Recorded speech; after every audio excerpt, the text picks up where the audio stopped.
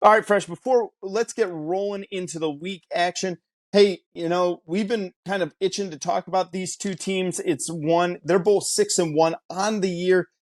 This game is going to be a 10:30 game late. Got to find on FS1, but it's going to be a great game. The UNLV Running Rebels, they may have taken the running part out of their name, but the UNLV Rebels, they're 6-1, 3-0 in the Mountain West, are going and traveling to Fresno State in Fresno, California. At time of record, Fresno State is a 7.5-point favorite in this game.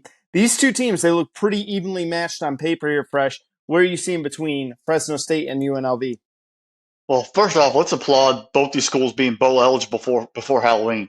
Right. That's an accomplishment. UNLV is the only losses to Michigan, and that was 35-7. So they have plowed through in their first year under Barry Odom, and I got a feeling Barry Odom being at UNLV actually in turn has a big reason why Arkansas's defense is struggling. He was a defensive coordinator at Arkansas. They've had a little rough year this year. Him going to UNLV, bringing that knowledge and getting them turn that program around pretty quick is quite impressive there for the Rebs.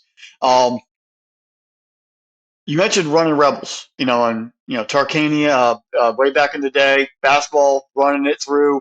Um, they're trying. They actually can embody that running Rebels name now because this team is really led on the ground. They have the second best rushing attack in the Mountain West Conference behind Air Force. They're averaging 425 total yards a game, and 209 of that is on the ground. They are literally embodying the running Rebels mentality. Run the football, run the football, run the football, play defense. And they are led and propelled by three pretty solid running backs who have really taken their roles and have played well together in Vincent Davis, Donovan Lester, and Jaden Thomas. Davis run for 388 and 2 touchdowns so far. Lester's run for 325 and 7, and Thomas has run for 319 and 7 touchdowns. The three of them just all working together, consistently getting 4, 5, 6 yards, pop here and there, managing the clock, managing down a distance, allowing the Rebel offense to move at a very solid pace, methodical, but keeping yourselves out of crazy situations, out of third and long, and putting touchdowns on the board. That's how you win. It's in the end, the grand scheme of things, football is not too complex. It's blocking and tackling, managing your down and distance on your first and 10, second and 10, et cetera, and then scoring touchdowns in the red zone. And so far, they've been able to take care of all those areas pretty successfully so far in this 2023 season. And they're going to have to rely on the three of them as well as that offensive line come Saturday night, excuse me. On the other side, Fresno State offense is averaging about 415 total yards a game, but they're using the air attack. Not shocked by that. Fresno State and their quarterback situation, receiver situation over the years have always produced, at a pretty high rate and be able to keep that tradition going under Jeff Tedford. And they're averaging about 300 yards passing a game. Their offense is really a focal point around the quarterback. We've always said there's not star receivers really blowing themselves past everybody else. It's a group collective effort. But really looking at it, can the quarterback situation for Mikey Keene, can he continue to keep developing and playing at a high level? Thrown for 1,600 yards and change, 15 touchdowns, 4 picks. He's got to show up here against a pretty good UNLV defense and get it done. Being at home, I think, is going to be much more helpful to their offensive execution. But the passing game is definitely the focal point, and continue to develop that, his skills, get the offense continue to keep growing as they are and racing. Because we're at the very beginning of this Mountain West race. There are quality teams across the board, and it's still wide open for who's actually going to be playing in that title game. So this is a chance to keep building and getting better and moving forward. The Bulldogs actually, as much as offensive success and historically a great offense they are, their defense is what really is pushing them forward this season. They're second in the Mountain West, giving up 20 a game, and they're allowing 329 total yards, which is also second in the conference. So they have kind of changed the narrative out there, playing stingy defense, getting on and off the field, and keep giving their offense situations where they don't have to play the comeback machine, letting their young quarterbacks and receivers develop because they lost a bunch of guys in the draft last year, letting them grow, letting them get solidified, and letting the defense shut people down. Um, uh, Both teams have 18 quarterback sacks, so they have no issues getting after the opponents. So putting themselves, obviously, ideally, getting the opponents into third and long, getting after the quarterback, shutting them down, getting off the field. It's something where they are going to focal point. It's been a focal point for both defenses of using that pass rush to really get home. This is going to be, I'm not going to say that the first real test for UNLV was Michigan because that game that was not going to be a test for them. It's going to be more of like a new, it's the second game as a head coach there trying to find out his players. This is going to be the first true real test. Michigan was going to beat them regardless. This is the first true real test for this UNLV football team because now they are seeing success. They are bowl eligible. They're coming off a big win, surviving Colorado State. They are having now people are looking at them and saying they have a viable football team. How are they going to keep building off of this? Where can they go? Could they win the Mountain West? Could they play for the Mountain West title? Expectations are going to carry over them. Fresno State's been living with expectations on the football end for a long time. Jeff Tedford knows what he's doing. He knows the program, and actually going out to Fresno State, it can be a hostile environment. It's in the middle of nowhere. No offense to anyone who lives out there, but it is the middle of nowhere, Northern California. It's a journey to get out there. It's not on the strip there in Vegas like UNLV is playing their football games at. You're going to have to make an effort. The fans love Fresno State football. They're going to be loud because they still know they're still a contender for the Mountain West title as well. And that's where I think that plus the defense plus a decent offense gives Fresno State the advantage. UNLV is in a spot where they haven't been in years, and I think that eventually might catch up with them. I'm taking Fresno State in this football game, and I'm taking Fresno State to cover. I think the Bulldogs get it done.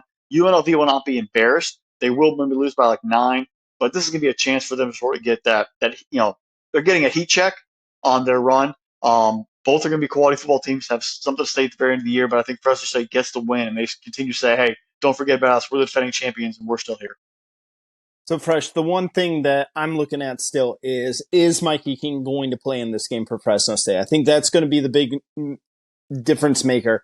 As of right now, when we're recording this, the injury, we haven't gotten any injury update. He's still listed as uncertain.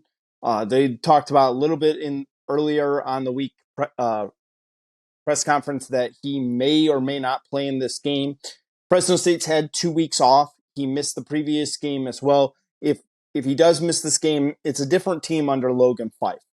You don't have the dynamic passing attack that you do with Mikey King. I think that's going to be a huge difference maker if he can't go in this game. If he can go, I kind of feel with you. I'm on board. But, you talked a little bit about the matchup and the advantage that Fresno State has on the receiving end of this football game. UNLV has 2 really good cornerbacks. 6'2" Jackson Turner has 3 interceptions on the year. 6'1" Jonathan Baldwin, he's got 2 interceptions on the year. The name I'm really interested though is the first one there, Jackson Turner. One of the things I learned early on in watching Football Fresh is how do you really judge a great lockdown cornerback, especially in a conference like the Mountain West? We're not talking about, you're not constantly going up against Power 5 teams. And you judge those players on the lack of tackles that they have on the year. What that means is, and people go, well, what do you mean? Why would you judge a player on the lack of tackles, especially at the defensive back position? And then what it means is that the quarterback does not go to that side of the field. They avoids that side of the field at all costs. And you take a look at Jackson Turner's stats on the year. 3 interceptions, only 12 tackles, 0 pass defended. Opposing quarterbacks are staying away from wherever he goes on the side of the field, whether he's matching up with the number 1 receiver, whether or not he's moving in with the motion, what have you. This kid is someone that we could very well see maybe a late round draft pick for him, and someone really get a kind of a diamond in the rough over there. He is a senior this year, and he has played very, very well for them. I think that's going to come down to the question is, can UNLV run the football? Like you said, UNLV right now averaging over 200 yards a game on the ground. They're second to Air Force, but Air Force runs the ball, 50, 60 times a game? They maybe throw 3 or 4 passes. UNLV is a much more balanced attack. Again, Fresh, I'll be with you. If Mikey Keene plays in the game, give me Fresno State, and I'll say they're going to cover at the 7.5. If he's not playing and they're going Logan Fife, I kind of would say UNLV in the upset. I think that I'm not just going to say UNLV in the points. I'm going to say UNLV in the upset because Fresno State, while they don't give up a huge amount of rushing yards, they still do allow them. And that especially when you have a 3-headed monster in a backfield where you can wear down a team's off defensive line over and over and over and just keep constantly attacking it, especially with those guys that they got. That's a beast of a running back stable. Like that is it's Halloween weekend. That is a scary three-headed monster over there. That is like a Frankenstein backfield over there. I love it.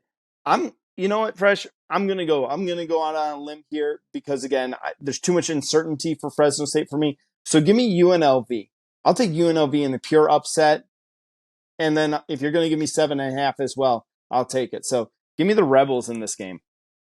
One question, like if it's announced, let's say Friday, that Keene's not playing and Fife is a starter, how much would that line be adjusted? I think it drops like 2 points. I think it goes So underneath a 5.5. touchdown.